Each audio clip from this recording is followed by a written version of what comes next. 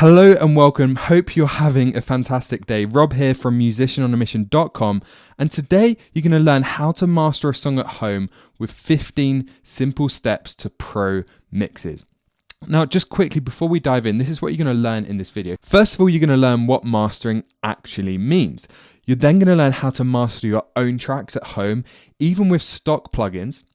You're going to learn when you shouldn't master your own tracks. And this is vital because I really don't believe you should always master your own tracks. I'm going to talk more about that in a second. You're going to learn the sharpen the axe approach to mastering that guarantees you don't just make your mixes worse, which is a real threat here. And you're going to learn 15 simple, easy, understandable, uncomplicated steps to pro mixes that sound great everywhere, that sound great in the car, on headphones, on Apple headphones, on computer speakers, everywhere, because that's one of our main aims here. So if you want to take your mixes to the next level, make sure you check out the home mastering cheat sheet that I put together for you. It's completely free, and inside that you're going to get a complete breakdown of these 15 steps. You're going to get a checklist to use when you're mastering your own tracks, and that's going to be super useful.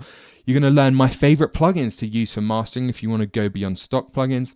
And you're also going to get a decision matrix that will help you to decide when home mastering is the right choice. So that's completely free. I put it together just for you watching this video, and you can get that by going to the link below the video. There should be a link in the video now, or you can just go to musicianonamission.com/mastering. So make sure you grab that if you're ready to take this seriously. Now, keep watching if you mix your own music at home and you want to learn how to master it too, because this video is not for aspiring mastering engineers.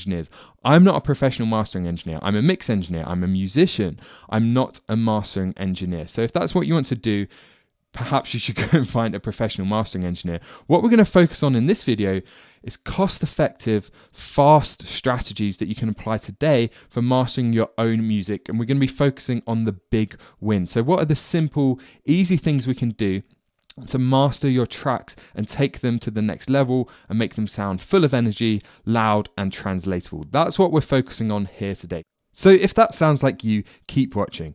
Now let's talk about mastering at home, because I really don't believe this should be your only approach to mastering. Mastering is clearly something you're thinking about right now. You've recognized the need for it. That's why you're here watching this video. But I want to make it clear that this isn't the only option. And in fact, it's just one way to master your tracks. Of course, there are multiple ways.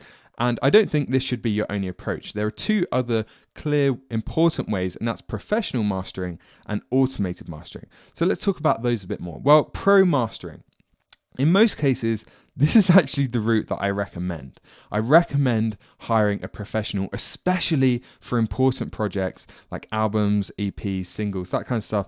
Stuff you've spent a lot of time on, you've put your heart into, and you want it to be the best possible quality. In that case, it really is worth hiring a mastering engineer. It doesn't have to cost a fortune. Now, the reason for this is because, first of all, you get a second creative opinion. This is someone else that's going to listen to your music and just kind of like a final check to make sure everything's sounding good. But it's also a second pair of ears to listen to your mix. Make sure you haven't missed anything really obvious or messed anything up.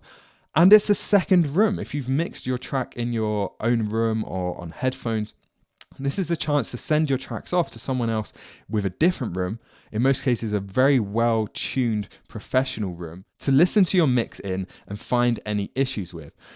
So all of this just means they're kind of there to catch any mistakes that you've made while mixing. But this doesn't mean you should be lazy. This doesn't mean if you are using a professional mastering engineer, you should say, well, it doesn't matter if my mix sucks because the mastering engineer will fix it. Obviously, that's not the case. There's not really a whole lot they can do if you send them a crappy mix. They're not going to be able to fix it completely. They can just make a good mix better or find any small mistakes that you made. So instead, just think of this as mixing it to sound mastered. Even if you're sending your tracks off to be mastered, you want to mix them to sound finished. Your aim is for the mastering engineer to not have to do anything to your mixes. So mix it to sound mastered, mix it to sound finished, and then that's going to avoid any lazy mixing. So that's one approach, but of course that costs money. So next we have automated mastering, and this is great for quick masters or demos. So you don't have to hone your own mastering skills if you're going down this route, but it is way more cost effective than using a professional mastering engineer for every single track. So if you're putting out loads of demos, or you just want to quickly get your tracks mastered to see how they'll hear when they're finished, that kind of stuff, then automated mastering is great for this. It means you don't have to put in the time and effort in learning how to master your own tracks. And in a sense, this is still a second opinion. You're not getting the second opinion of a human being. You're getting the second opinion of an algorithm in most cases, but it's still a second look at your mix and a chance to catch any mistakes.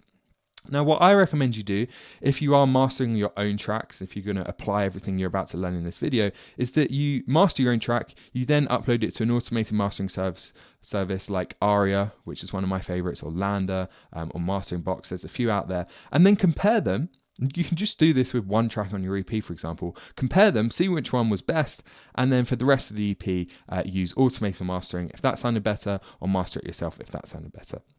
So this is another approach, and then finally we get back to home mastering. Now, the problem with home mastering is that you quickly lose objectivity, especially if you're working on your own music, your own mixes. You've written it, you've recorded it, you've mixed it. By this point, when it comes to mastering, you really have no objective sense of how the track is sounding. And you can take a long break, and that's really important, but by this point, you've still lost a lot of that objectivity, and you're just used to how the track sounds by now. But the big upside compared to pro mastering, and to a lesser extent compared to automated mastering, which is way more affordable but still costs money, home mastering, doing it yourself, is free. You can do it yourself with stock plugins, and you can do it today. So another reason why this is good is because it's a great way to practice mix bus processing. If you haven't dived into the world of mix bus processing yet, this is going to get you to think about how you can add processing to the entire mix, which is a really important part of mixing.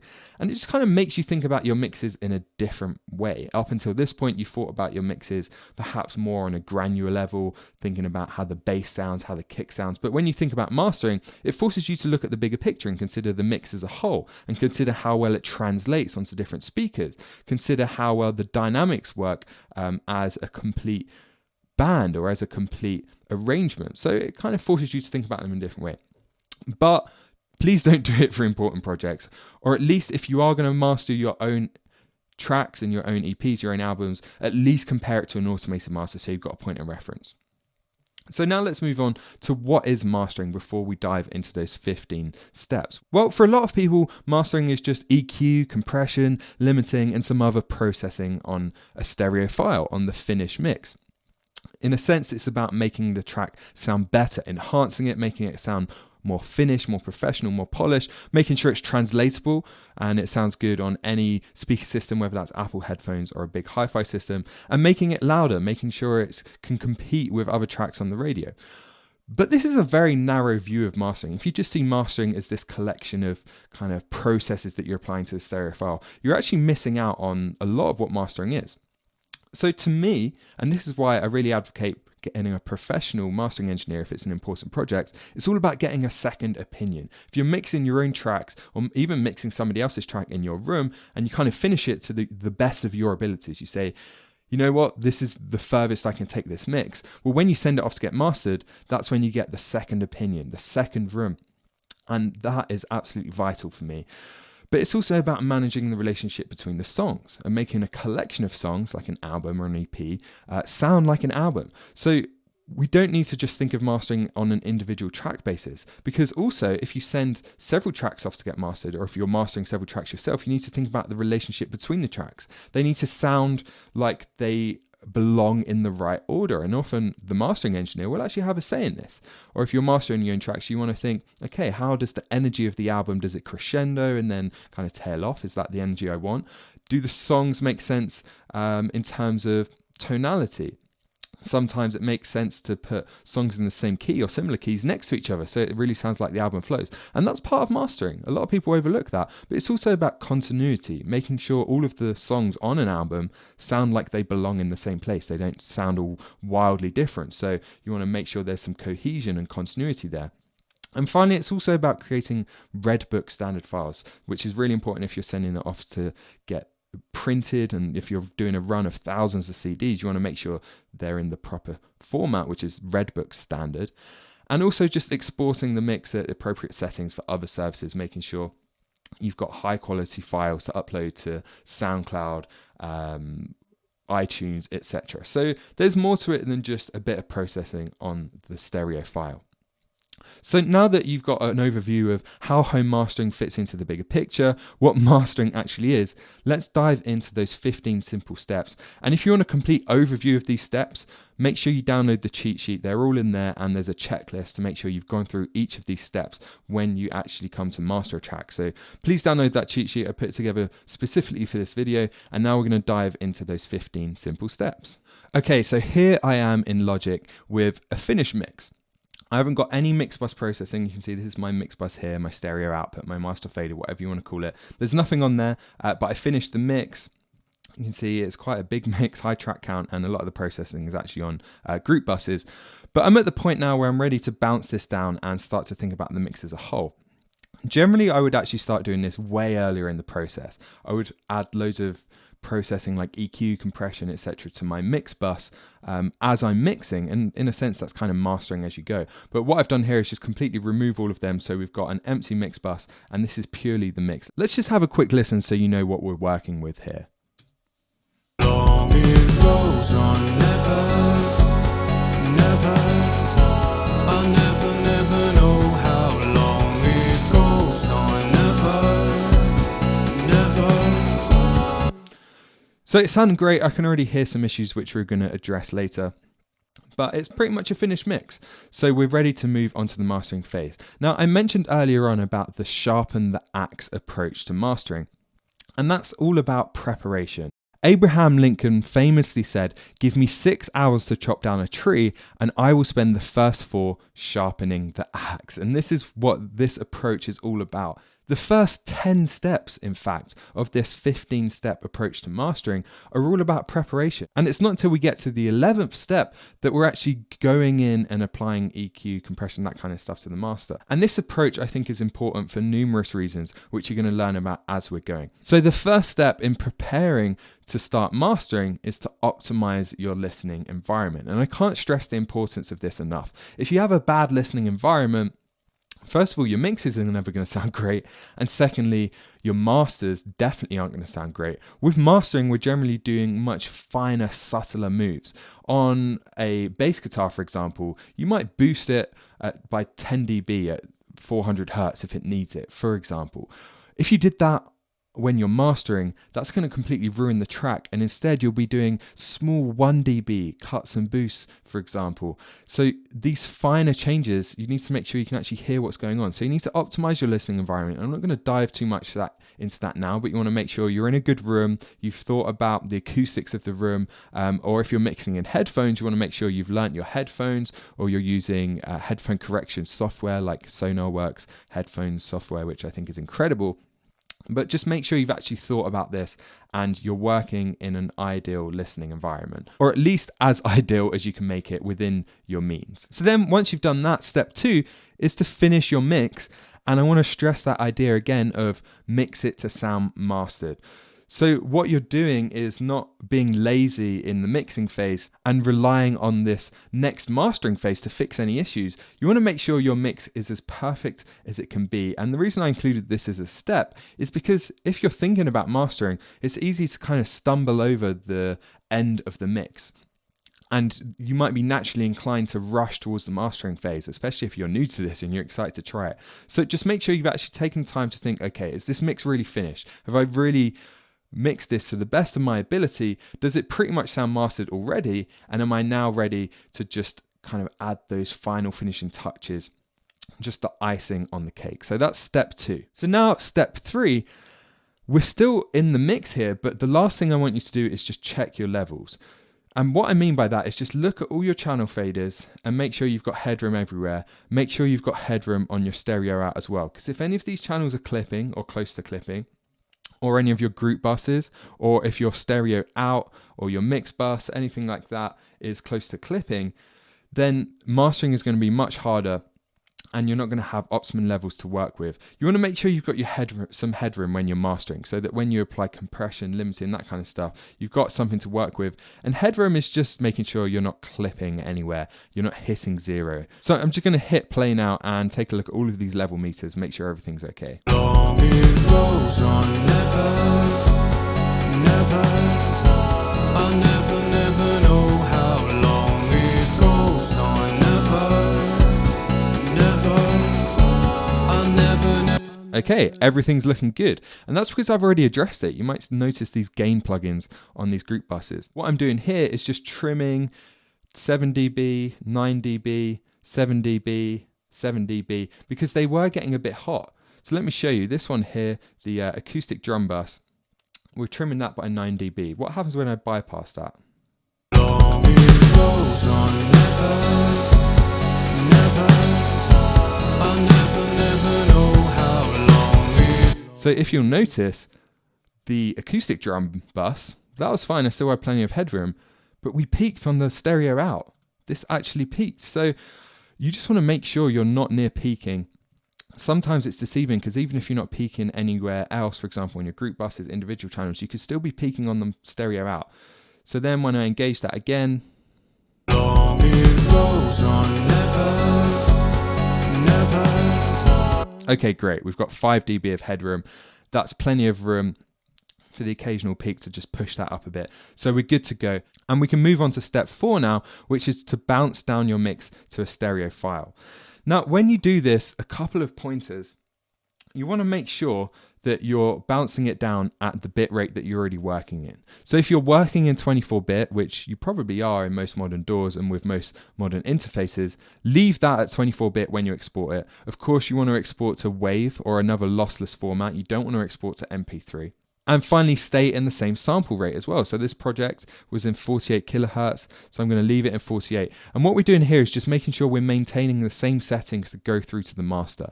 At this point, we don't need to bring it down to 16-bit and 44.1 kilohertz just yet, which is the standard for audio on CD and streaming, etc. We want to keep it in 24-bit and 48 kilohertz. So we're going to use those same settings, interleaved because we want a stereo file, no dithering, which I'm going to talk about a bit more later. And that's it. So we can go ahead, hit OK, and bounce this down to a stereo file. So once you've done that, step 5, it's actually a bit of a curveball. I'm going to ask you to go away and have a long break. Especially if you've written, recorded, and mixed this track yourself. You need to get back some objectivity. You need to kind of forget how it sounds and come back to it with fresh ears. So take a long break. At least a day, I recommend, between when you finish your mix and when you do the master. Ideally more than that. Wait a week, forget about it, and come back to it a week later. And this is vital if you're mastering your own music. So please don't overlook this step. It is important. So now let's assume it's a week later. We've come back to our project. And what we want to do now is actually create a whole new file. Within Logic, I can just create a new project alternative. If you're using Pro Tools or another DAW, you might need to just create a new project. And the reason we're doing that is because now we want to work on a stereo file. And we don't want to just import that into this mixing project. We want to move on now. We've finished this step. We want to commit to it. So create a new alternative if you're using Logic, or just create a new track. And what you'll see here is I've just got my stereo file on one channel. I've then got all my references on another channel. So these are just tracks that sounded similar in terms of genre that I wanted to use as a reference. Just tracks I kind of use as references over and over again. Radiohead 15 Step, great tracks used as a reference. A couple of Alt J tracks, Every Other Freckle and Fits Pleasure, just reminds me of this band. So I wanted to get a bit of their vibe and energy. Blur, Coffee and TV, again, kind of just reminded me of this track. And Desire, which is another mix that I did for this same artist. So I want to make sure there's some cohesion and continuity here as well as I'm mastering it. So then my references, this is my track, we're all in a new project, so we're ready to move on to the next step. Step 7 is to have your first listen after taking your hopefully long break, because there's something magical about the first listen after a long break, or if you've never heard a track before. You just notice new things that you hadn't noticed before, or things that you became used to if you're working on your own music. And if it's the first time you've heard a track, then you're never going to get this first listen experience ever again. So this is vital. And what I want you to actually do in this step is to grab a notepad or open up Evernote, something like that, and just listen through the track for the whole track and take notes as you go on any issues that need fixing. So I'm going to go to the beginning of the track, I'm going to hit play, and I'm just going to show you an example of the kind of stuff that I would be writing down.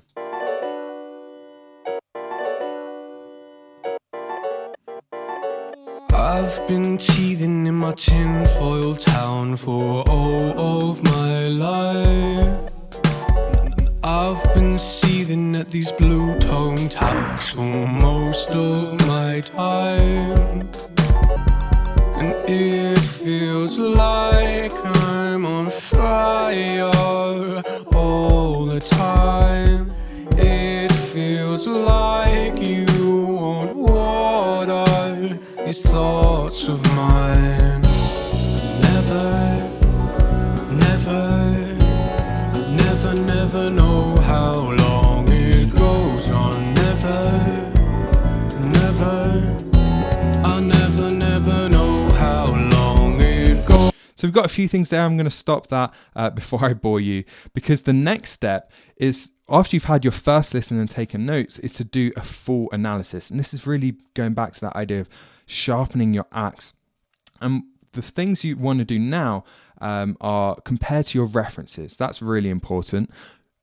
Listen to your track, listen to a reference, skip back to your track, go to another reference, and just kind of move around a bit, focusing on the low end, the top end, the mids. Does it sound muddy in the lower mids? Does it need more energy in the upper mids? That kind of stuff. Also, try loading a graphic spectrum analyzer onto your track, and again compare it to the references. So if I move this onto the stereo out, I can then compare my track to my references, just to show you an example of that. Never, I'll never, never know how long it.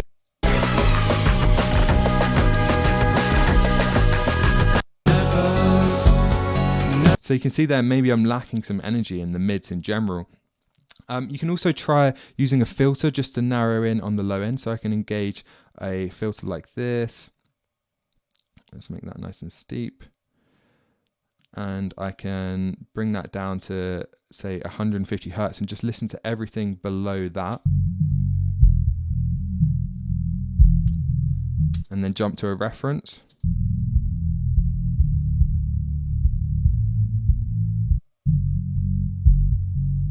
So then I can hear if there's as much low end as my other tracks. So just kind of do a full analysis before you dive in and actually do anything. Take more notes, compare to references, and that's really important. Make sure your references are the same volume, or at least as similar a volume as possible. Otherwise, that's going to trick you into thinking if your track sounds better or your references sound better. And I'm just going to kind of do that now and take a few more notes before we move on. I'll never, never know.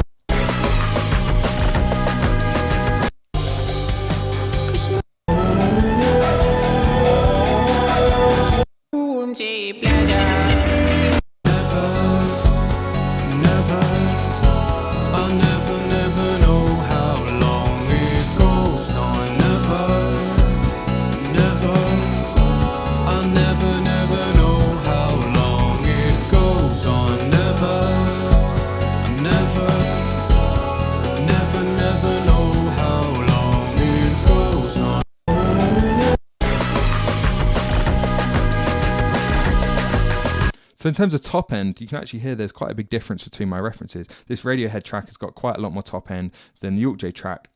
And some of this is going to be subjective, of course. It depends what kind of tone you want to go for. I'm going to go for a bit more of a modern tone. So yeah, let's increase some of that top end as well. So I've got a few issues here. And once we've got our list of issues, we can then move into the next phase, which is compression, before we actually address these more tonal issues. So when it comes to compression, we're just looking really to add more glue to the track to control the dynamics a bit more and add some energy. By using a slow attack time, you can increase the energy with compression, or by using a fast attack time, you can make something sound thicker and heavier. So let's just go back to our track. I'm going to loop the loudest section, or the climax, which I highly recommend you do when you're mixing, when you're mastering, anything like that. I'm going to load up just the stock compressor, and we're going to go for quite a slow attack time. Let's start around 10 milliseconds. We don't want it to be really slow, otherwise it's not going to react fast enough, but I think probably between 5 and 10 is going to work best. The release, I'm just going to leave on auto. Auto release tends to work really well when you're mastering or mix bus compression. And we can play around with that a bit, but I think auto is going to work. Make sure auto gain is turned off. We don't want to increase the gain. And I'm going to just now play around with the threshold and ratio until I'm seeing 2 or 3 dB of gain reduction.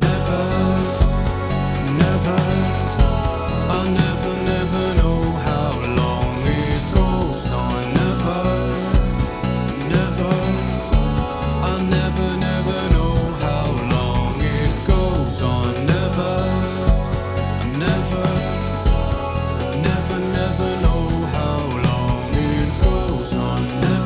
So 2 or 3 dB gain reduction I find is generally more than enough on the mix bus. Normally you'd actually want a bit less in some situations. 1 dB can often make quite a big difference. And I'm just going to play around with the attack time, play around with some of these different models until I find something that sounds good. I like to use VCA normally on mix bus. It's nice and transparent, but we're going to flick over to FET and Opto as well just to see how they sound. I'll never know how long it goes on. I'll never know how long it goes on. Never. So I quite like the energy that this vintage VCA is giving. So now let's just tweak the settings a bit again until we're seeing 2 or 3 dB gain reduction. I'll never know how long it goes on. I'll never know how long it goes on. Never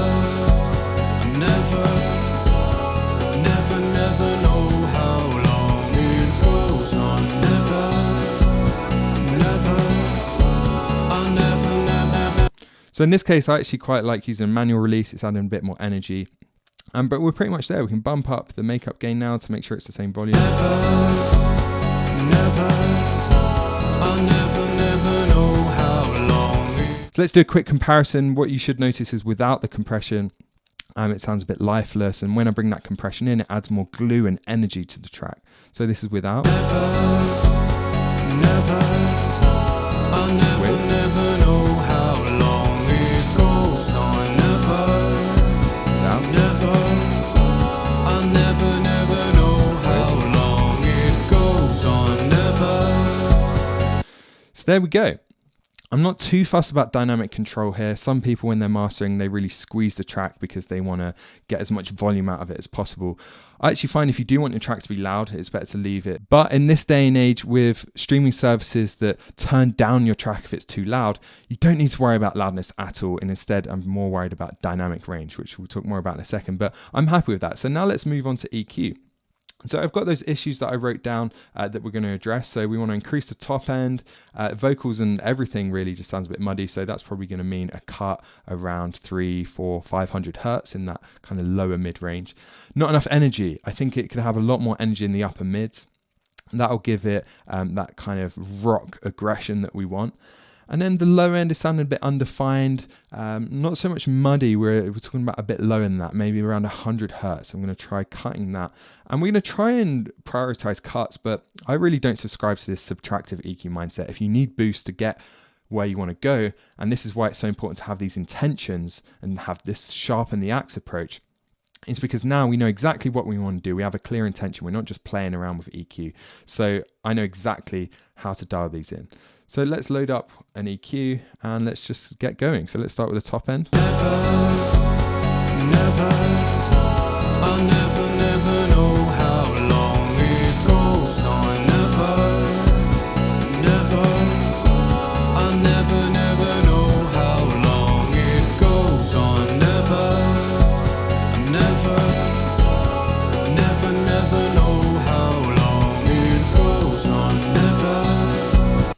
So we've got added a bit more air to the top end. Now let's address that mic. I'll never know how long it goes on. I'll never know how long it goes on. Never know how long it goes on. I'll never. So just really subtle, nice and wide, only 1 dB, just to clean up that mud a bit. So what's next? Not enough energy. Let's try increasing the upper mids. I'll never know how long it goes on. I'll never know. Let's check our references again.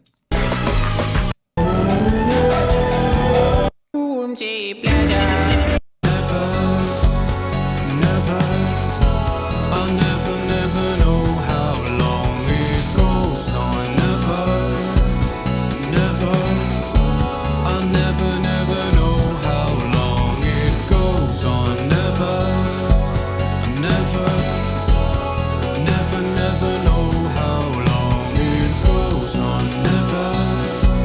So good, that's adding quite a bit more energy in there. Just found that 5K was a bit of a sweet spot for that. And now let's address the low end. Let's try tidying that up a bit.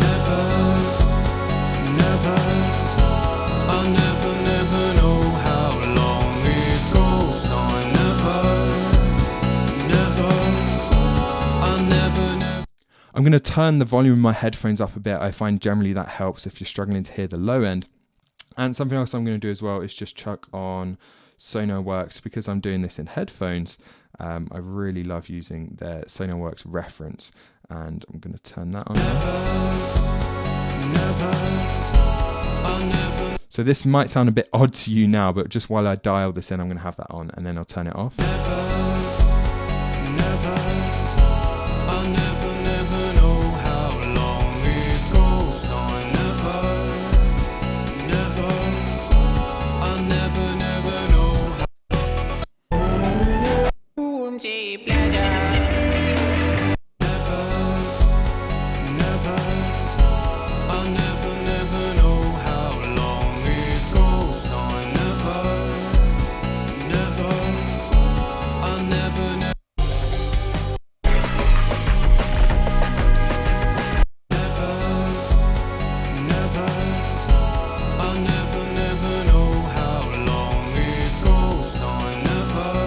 Okay, cool. So let's turn that off. Let's now listen before and after. So this is without.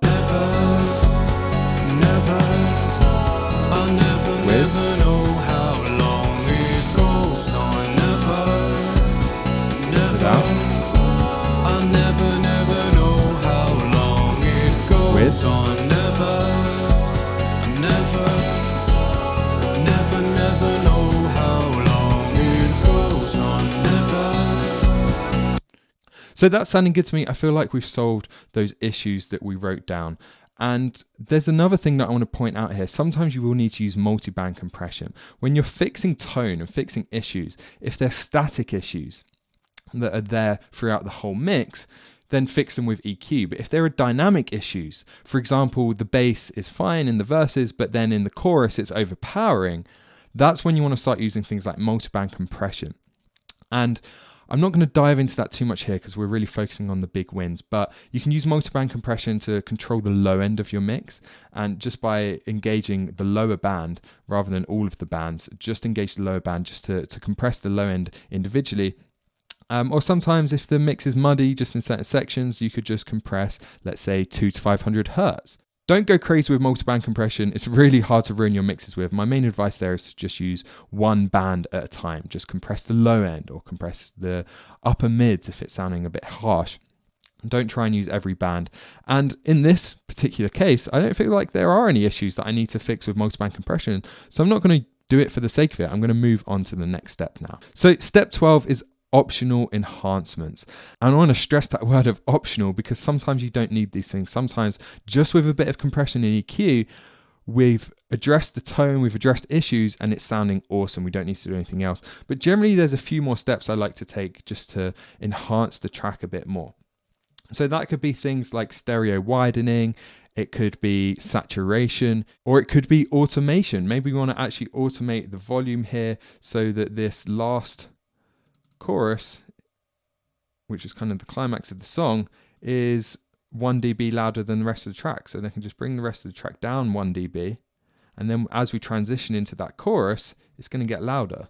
See if you notice this. I'll make it a bit more obvious. So we need to move that forward a bit. How long it goes on, never, never know how long it goes on, never. So that's pretty drastic, but sometimes just a dB increase can have a huge impact on the energy of the track. And then we might want to use something like BX Solo, which is a great little plugin. I forget who makes it every single time. There we go. And we can just use this to turn up the sides a bit more and enhance the stereo width. I'll never know how long it goes on, never. And that's a free plugin, so not a stock plugin, but a free plugin. And then you could also try saturation, really subtle saturation or tape emulation, that kind of stuff. Again, not going to dive into that too much here because we're going to focus on these big wins and now move on to the next step, which is limiting. And this is a crucial part of mastering. This is how we get the volume. So at the moment, you can see the track is peaking probably around -6. Never know how long it goes on, never. Not even, we're sitting around -12. But what we want is for it to be sitting around 0. If we just increase the volume until it's sitting around 0, it's going to clip. Obviously, we don't want it to clip. This is why you use a limiter. And all a limiter does is literally set an upper limit to the volume. It's called a brick wall limiter. So if I set the output level to -0.5, and I then increase the gain until we're hitting 0, which is technically -0.5, but near enough 0.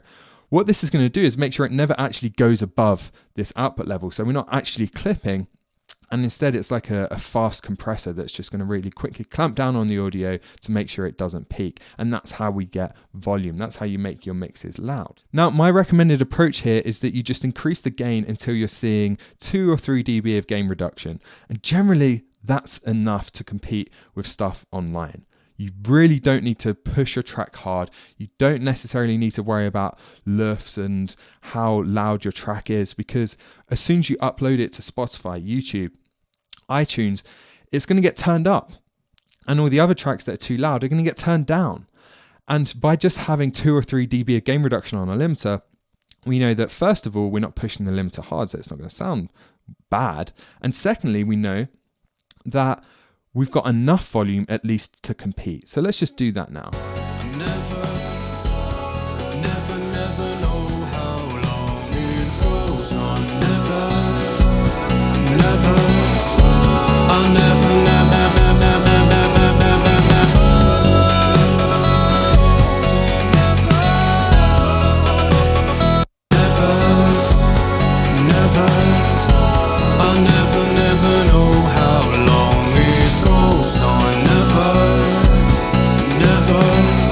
Okay, cool. So let's see how that compares to our references.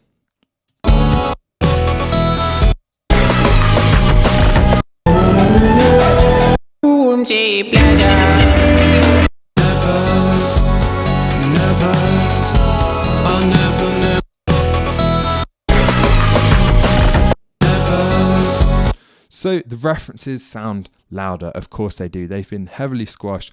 And if you want to go down that route, you can't use your stock limiter. You're going to have to invest in a good limiter. You're going to have to apply more compression at each stage to make sure you're squeezing every little bit of volume out of it. So the next step, and we're getting towards the end here, step 14, is metering checks and just final checks to make sure we've got enough volume, there's nothing weird going on. And mostly here what I'm using is Dynameter. This is a great plugin that my friend Ian Shepherd developed, and what this does is shows us the dynamic range of the track. Rather than showing us volume, which it doesn't really make sense anymore to optimize for volume, it shows us dynamic range, which means when we upload this to Spotify or these streaming services, it's going to sound better than everything else because it's got more dynamic range. So let's just check that out. I'll never know how long it goes on, never. So we're at 11, whereas this Radiohead track,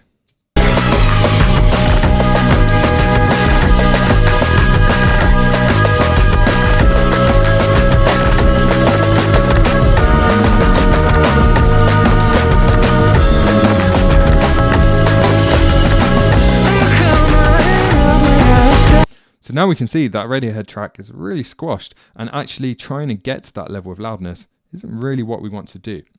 So I'm happy with that. We've got a good, nice level, nice dynamic range. And then one more check we can do is just check the stereo width. And again, another great free plugin is the Flux Stereo tool.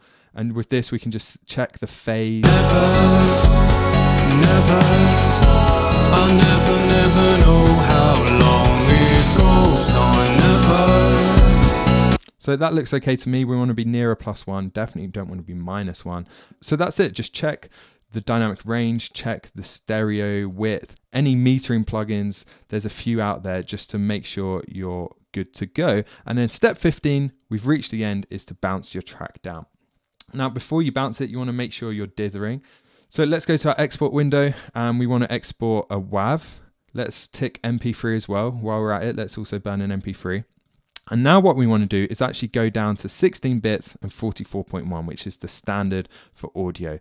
And we're going to dither. We want to make sure we're dithering here because we're going from 24-bit to 16-bit. And without going too much into the science, if you don't dither, you can tourniquet and add distortion to your track. So you want to dither this down to 16-bit, and sometimes you could do this in your limiter. In other DAWs, it's in other places, so make sure you look this up. And then we can hit OK, make sure it normalizes off, hit OK, and we're done. That's it. The master is finished. So once you've done that, I recommend you go and listen to this in your car, listen to it on as many different speaker systems as you can, and then you can go back, readjust, repeat this process as necessary to make sure you've got a track that translates well. Now, I just want to show you quickly now the difference between stock plugins and premium plugins, because you might be wondering now, well, how much better could this sound if I was using really expensive mastering hardware, and how much better could this sound if I was using premium plugins? And I want to show you that it's really not as drastic a difference as you may expect. And even with stock plugins, by going through these 15 steps, you can really enhance the sound of your track. So this is with stock plugins. I'll never know how long it goes on. Never know. Now let's go to premium plugins. How long it goes on. I'll